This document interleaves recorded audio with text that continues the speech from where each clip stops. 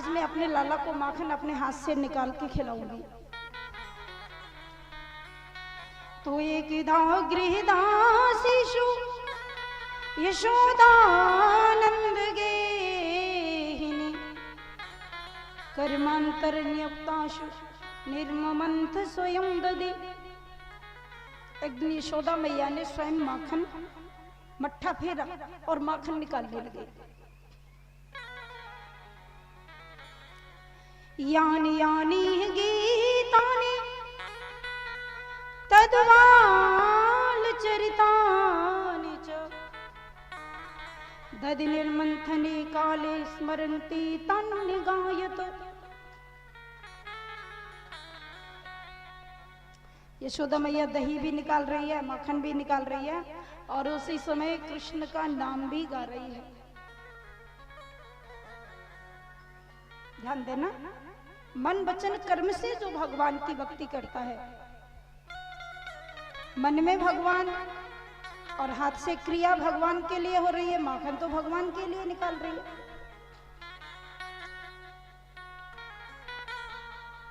और मन वचन कर्म से जब जीव भगवान के प्रति समर्पित हो जाता है तो भगवान को उसके पास आना पड़ता है। भगवान श्री कृष्ण बहुत छोटे थे, खेलते खेलते मैया के पास आ गए।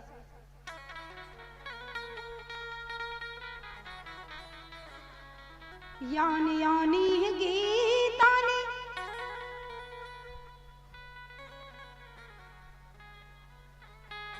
तद्वाल चरितानि च दधि निर्मंथने काले स्मरन्ति तान्य गायत। भगवान का नाम भी गा रही है, कृष्ण का ध्यान भी कर रही है, हाथ से क्रिया भी कर रही है। ठाकुर जी आ गए, गोदी में चढ़ गए। मैया मुझे भूख लगी, मुझे माखन चाहिए।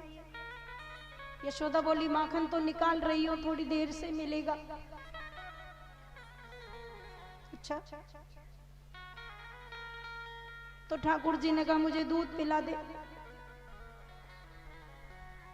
यशोदा ने कहा अभी दूध नहीं पिलाऊंगी, पहले माखन निकालो उसके बाद में पिलाऊंगी।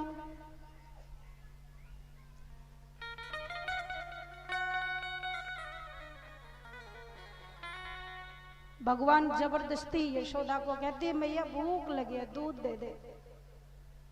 तो मैया बोली अभी गाय का दूध तुझे पिलाऊंगी, पद्मगंधा गाय का दूध रखा है, अभी पिलाऊंगी तुझे। भगवान ने कहा मुझे तो तेरा ही दूध चाहिए। और जब नहीं यशोदा ने पिलाया तो भगवान श्री कृष्ण मैया के आंचल से लग गए, वस्त्र हटाया, स्तन मुंह में दे लिया और दूध पीने लगे। सुखदेव भगवान कहते हैं राजा परीक्षित,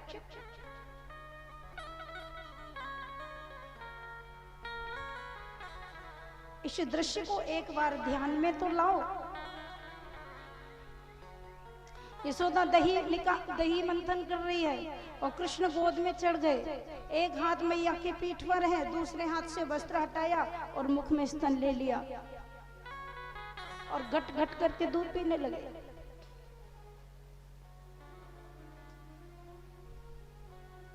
उसी समय जो चूल्हे अगीठी पर दूध रखा था पद्मगंधा गाय का, वो दूध निकलने लगा।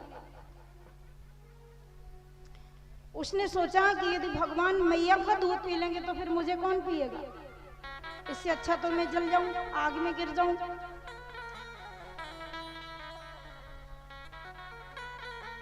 मैंने उस दिन आपको बताया था ना, जड़ चैतन्य सबके अंदर भगवान है। संसार में कोई भी वस्तु ऐसी नहीं है जिसमें भगवान न हो। इसलिए तुलसीदास बाबा ने सबको प्रणाम किया है। और देखिए जो भगवान की सेवा में होते हैं वो सब भगवान होते हैं।